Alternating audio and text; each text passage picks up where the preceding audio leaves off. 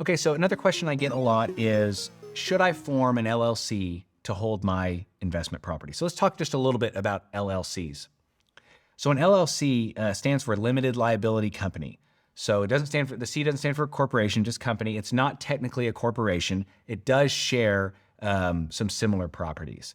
So the point of an LLC is to limit liability. So that's the main purpose of it. It's not necessarily to get some kind of additional tax benefit or, some kind of secret sauce that now that I have an LLC, I get all these things that I didn't get to hold my investment. It's really just to limit your liability. So the reason you want to limit your liability, one, is to protect any other assets you have. If something happens with the property you're holding in your LLC and you happen to get sued, that lawsuit hopefully would end at that entity, at that LLC, and not affect your other assets, not affect your personal home, or anything else that you're into. Now, I'm not an attorney. I'm not a CPA. I cannot give, legal advice. I can't give, tax advice. So I obviously recommend checking with attorneys, CPAs, financial advisors before deciding if you should form an entity. But just keep in mind, the main purpose of an LLC is to limit your own liability. Now, there are some,